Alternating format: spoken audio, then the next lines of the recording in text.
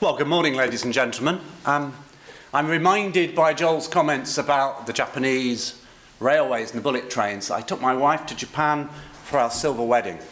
Yesterday afternoon, I commuted to Manchester from my house in Berwick-upon-Tweed, which is not a great distance, but it's about a 3.5-hour rail journey with a prolonged exchange in York at that time in an evening.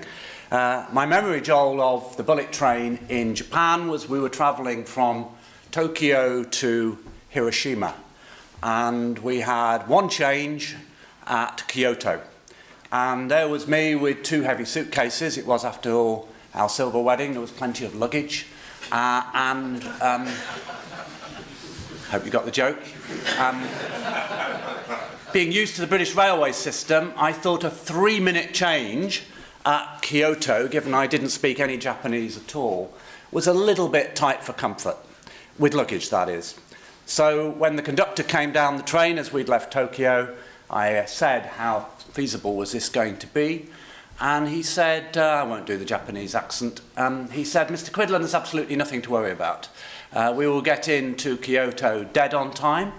You will get off, go straight up the escalator, straight down the escalator on the other side. You will queue at point L for your seat, and you will have 1.5 minutes to spare. And he was, of course, exactly right. Now, I'm a minority group in this room, I think. I'm probably one of a very small number of people who aren't engineers. So I'm not going to give you a technical presentation at this technical seminar. That would be beyond my competence. I am actually, for my sins, an Indian historian. There isn't much I don't know about Jamindars collecting rents in Rajasthan in the 1880s, but you don't really want to hear about that. My credentials for being here this morning is that I am the chairman of a new organisation, Transport for the North, which is, if we get our job right, will be making a compelling and the principal investment case for the sort of rail investment, Joel, you were calling for in the north of England over the next generation.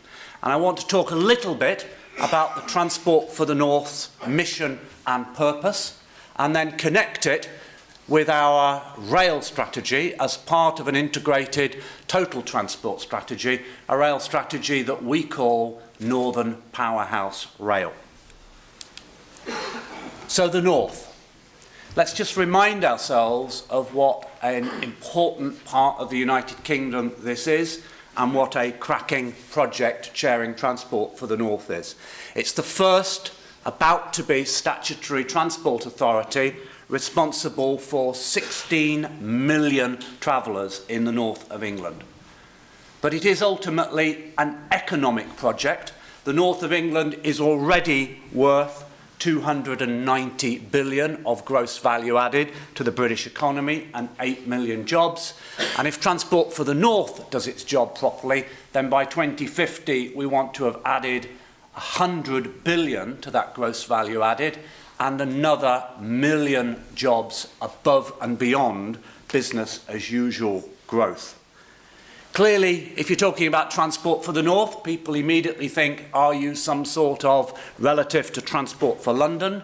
And in some ways you could argue we are, until you hit that geography figure.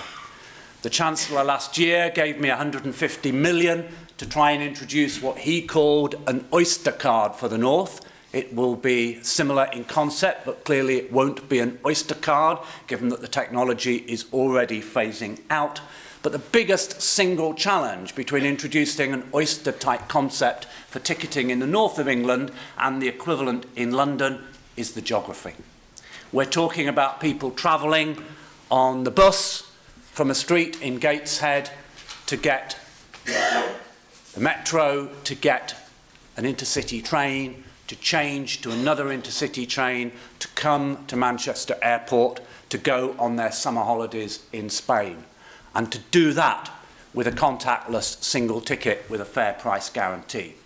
So the North is a big part of the United Kingdom, both economically and geographically, and that's the excitement of something we've never done before, which is try to plan transport strategy at a regional rather than national or local level. So that brings me to how we do it. and this is my board. Just segueing into this, you'll see that the northern border is obvious. It's the Scottish border. The coasts are obvious, but the jagged line on my southern border doesn't look quite as logical, does it? The southern border of Transport for the North, the southern border of the Northern Powerhouse, is porous. How do you define what's in the north and what's in the North Midlands? And the reason that we have shareholders that you may well associate in the North Midlands, North Staffordshire, North Derbyshire, North Nottinghamshire, is that for many of them their travel to work area has more to do with Manchester or Sheffield than it does with Birmingham or Nottingham. And therefore our southern border is indeed porous. The concept of Transport for the North is using transport to generate economic growth. It's transport as a means to an end, not an end in itself. And therefore the board has to have both the elected leaders of the unitary authorities. That 19 figure is gradually shrinking as we have more elected mayors and single unitary authorities and combined authorities, but also the chairs of the 11 local enterprise partnerships because of that economic purpose. I've already said that we're here to raise living standards in the north, and by doing so, hopefully raise the quality of life of the northern citizen. And I've already given you those figures. It was Transport for the North that last year did the first ever independent economic review of the north of England. I had the privilege to launch it at the Liver Building in Liverpool last June. So we're a transport authority already stretching our terms of reference to do an economic project. I've already explained that's because we see ourselves as an economic growth agency, not a transport in itself agency. But more importantly, the Northern Powerhouse doesn't have that many pillars. We are the main physical manifestation of the Northern Powerhouse. There isn't an economic development agency for the whole of the north of England. So we did the work. And the work was very compelling because the exam question was whether the 5,000 per head gap in earnings between those of us who live in the north and those of us who live in the south, £22,000 on average for every northerner, £27,000 on average for every southerner, whether that was inevitable or whether it was because of failings on the supply side of the economy. Could be inevitable. If you think about the City of London and what that does to living standards in London and in the London hinterland, it might just be a factor of the structure of the economy, that London is just bound to be richer. But is it because we haven't got some things optimal in the north? And the more we looked at the strengths of the northern economy, because I'm not very interested in taking jobs or wealth away from London and spread it more evenly across the country. That seems to me to be fairly self-defeating.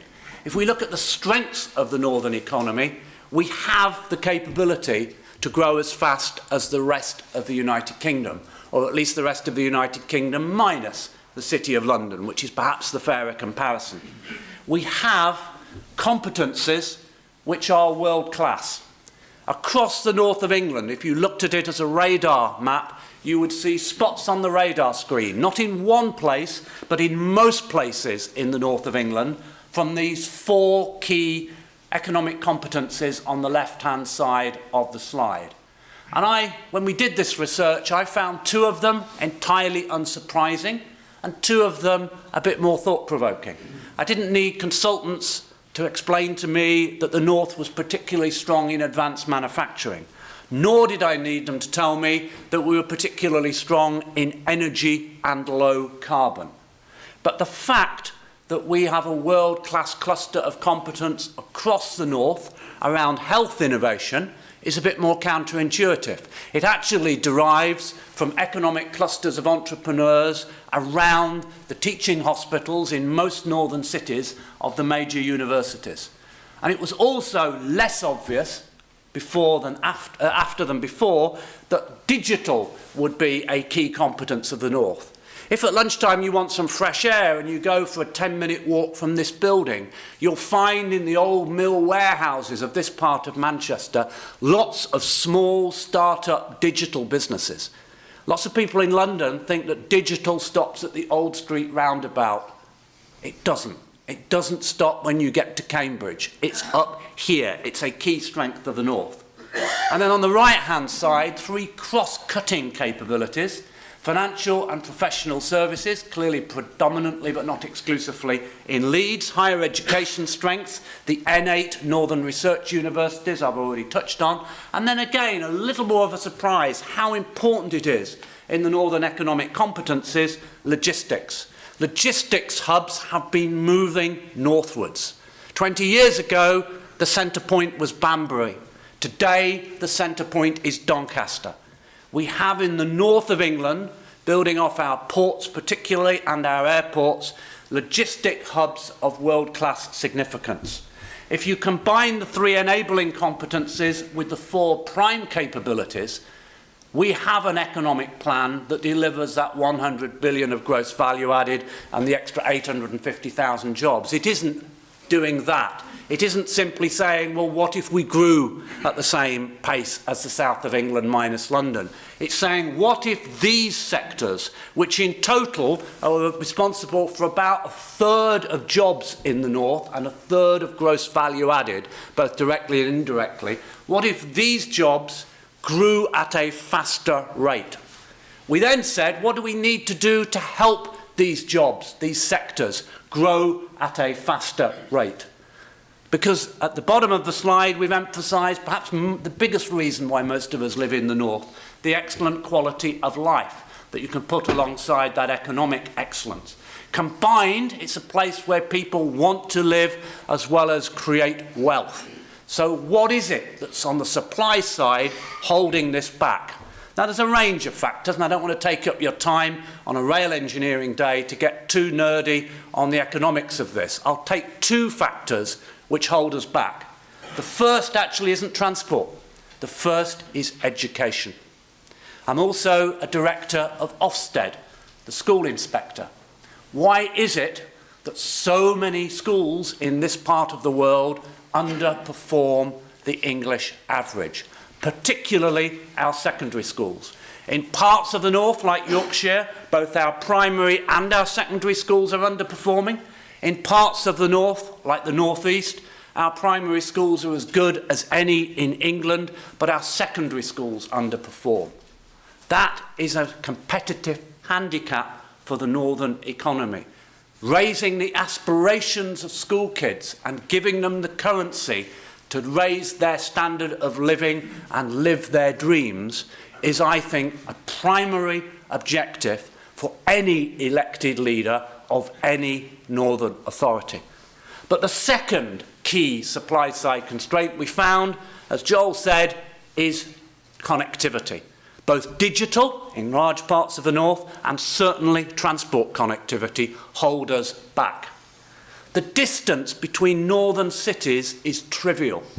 40 miles in some cases. Manchester to Leeds isn't much longer than the Central Line in London's tube network, but you try getting between it.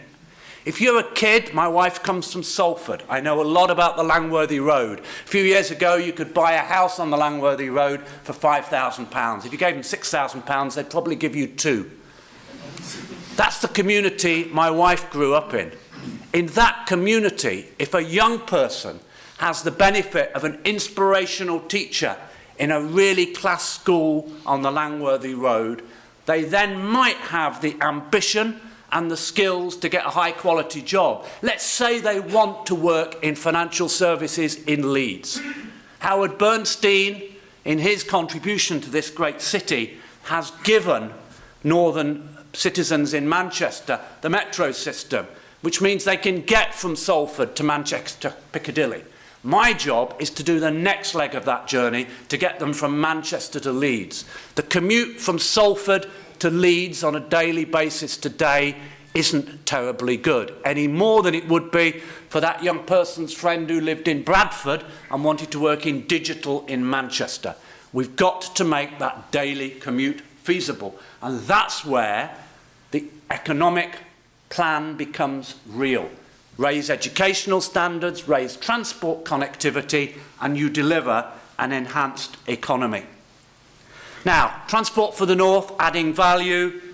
We will become a statutory authority over the coming months as a result of the Cities and Local Government Devolution Act. Our main job as a statutory transport authority is to represent the client side. We are not a delivery body. I do not want to be running trains in the north of England. We are the investment case client side. Our job is to keep the delivery body's toes to the fire. The nearest we get to delivery is through our partner Rail North, that is now jointly responsible for the Northern Rail franchises for the first time ever with the Department for Transport. And I've explained what that will do to growth in the north. Let's just see how that looks different. This is a simplified map on the left-hand side. Department for Transport does a statutory consultation. It gets responses from 200 or 300 organisations and people, and it then sets transport priorities in the RIS programme. So we'll be doing it for CP6 for rail and RIS2 for roads, and then it gives instructions to Highways England and Your Interest Network Rail to deliver those investment needs because it's funded them.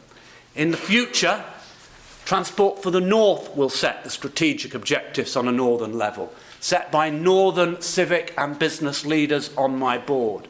I'll then sit down with the Secretary of State and try to persuade him that the needs of the Northern Powerhouse need the adequate funding alongside those of my sister organisation, the Midlands Engine, and inevitably the needs of London. And then the Secretary of State will give plans to Network Rail on a more informed basis.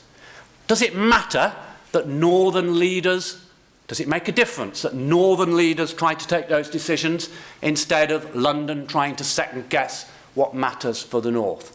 I think it does, and the biggest single difference I have noticed since we started on this project is a change of axis, and I oversimplify for effect. Most railway engineering in this country has been designed on a south-north basis because most railways, like most roads, lead to London. That's where the Victorians started, and we have followed. The big difference, if you don't start from London, if you start in the north, is you don't spend your life obsessing about north-south. You spend your life focusing on east-west, west-east. The underinvestment in rail in the north of England that makes the connectivity from Liverpool to Hull and up to Newcastle so poor is predominantly a weakness in east-west, west-east connectivity. It's not surprising, given there's that thing called the Pennines in the middle, but it isn't an overwhelming obstacle. The shorter journeys that I'm talking about and the regularity of those journeys comes from Transport for the North putting the lintel on the top of the HS2Y. The HS2Y-shaped route liberates the north, but it will not in itself transform the north. What will transform the north is a new coast-to-coast railway from Hull to Liverpool, which we call Northern Powerhouse Rail. So, a long-term multimodal plan, ambitious, complementary with the work of our transport partners, and an evolving document. Now, transforming the North's railways. We have an ambitious existing programme that you know more about than I ever will. We've got HS2 coming along the way, and I've described Northern Powerhouse Rail as the lintel on top of the Y. Why do we need it? It's the blindingly obvious. 185% increase in rail use in the north since privatisation, not matched with extra provision. Where is the Crossrail of the north? We haven't had it yet. Delivering that rail transformation, this is a fussy slide. The outliers around the circle are things that are being done nationally, like the HS2 hybrid bill. The elements within the programme are our responsibility, And I've already mentioned jointly running the rail franchises through Rail North. That is probably the most important short-term change as a result of Transport for the North. An improvement every month from our transport operating companies, rail operating companies in the north of England. You know the phenomenal improvements we will get from these franchises, and particularly something that I don't think would have happened if the franchises had continued to be issued and run simply from London rather than jointly with London, which is the retirement of Pacer trains from the north of England by the end of 2019. Something that northern stakeholders put first when we'd been told for years by our colleagues in London it wasn't the most important priority. And then as we go around the circle, because clearly this is a long-term investment plan, we hit the 2030s when HS2 Part 2 will be in the north. We've got to make the decisions now about the second hybrid bill. We've got to make the decisions now about vital station locations, Sheffield, Leeds, and what we do across the road in Manchester Piccadilly, which will very much determine whether I can build my lintel, my coast-to-coast railway, on the top of the Y and the two properly connect. Now, I've already mentioned the franchises. I'm getting ahead of myself in my comments, aren't I? That just summarises what we'll see for the northern citizen in terms of short-term early wins, on which I put particular emphasis on the retirement of Pacer trains. Northern Powerhouse Rail, this concept of building on the existing network to give a genuine high-quality coast-to-coast railway. We just tried to visualise there how it links back to the economic project. So I started with the economic project, I then segued into transport investment. If we get the transport investment, this is what it does to the economic prospects. So a Chinese investor flying into Manchester, how good is that link from Manchester Airport into the city centre, and how quickly can that Chinese investor get to the part of the north they want to get to by rail in order to get increased foreign direct investment. Support for spatial policies. Housing is the big issue on most politicians' lips. How do we get extra houses built? What's the point of building housing estates in the middle of nowhere with no schools, no chemists, no GPs, no facilities, no jobs, where every family has to get into the car and end up clogging up the M62 to get anywhere? Improved connectivity going alongside housing growth is much more likely to be the answer. And I could go around each of the points on that slide, but you get the essential argument. Transport investment in rail in the north for an economic purpose. Now this is where the shoe really pinches. This is the bit that gets closest, I think, to today's seminar and today's interest. Here is our ambition for Northern Powerhouse Rail. Slightly complicated slides. So the dark blue is journey time, but I think most northern passengers would put equal importance on the lighter blue, which is service frequency. And you can just see, without me going slavishly through it, how ambitious that is to current delivery, how that gets us to a point where northern cities in particular, and the hinterlands round them with the local transport networks, which remain the responsibility of passenger transport authorities, connect up the north into a virtual city of 8 million people rather than 6 cities, none of which are more than 2 million people, without needing to build on any green belt, using transport connectivity to deliver this purpose. And the core of this is the triangle in the middle between Sheffield, Leeds and Manchester, not because that's the only important bit of Northern Rail, but because it's at the heart of the hub. And our ambition there is that between each of those fair cities, you would be able to travel 6 times an hour on a journey of no longer than 30 minutes duration. And you'd be able to get up to Newcastle 4 times an hour in less than an hour, and across to Hull, from Leeds at least, twice an hour in 45 minutes. Really, that sums up the concept of Northern Powerhouse rail. Some of that will be delivered by the upgrades you're working on currently and pushing them a little bit further. Some of it will only be achieved by new lines. We're still working that through, the engineering aspects of it, but it's likely we will need a new line between Leeds and Manchester, and it's likely we will need a new line or an extension to the HS2 line between Manchester and Liverpool. In large parts of the rest of the north, like Leeds to Newcastle, if we had a spur onto the East Coast Main Line, we can probably get close to that outcome specification by upgrading existing lines, and the same is true getting across to Hull. This is where we are on the timeline. I think I've described most of this already, except it's the first slide you've seen that has the word engineering on it. Engineering feasibility phase complete by this time next year. The objective, frankly, is to have this in place by the turn of the year to be able to influence Secretaries of State for Transport and Chancellors of the Exchequer in the decisions that will be made within a year or so about CP6. Rail investment for the second decade has to be delivered with these priorities in mind, even though it will take much more than CP6 to deliver the ambition of the previous slide. So that's really who I am and what we do.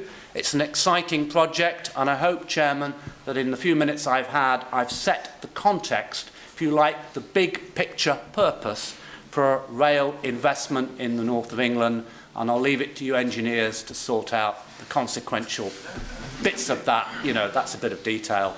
Indian historians set the strategy, engineers deliver it, and in 30 years' time, perhaps my trip from Berwick upon Tweed to Manchester will be even quicker. Thank you very much.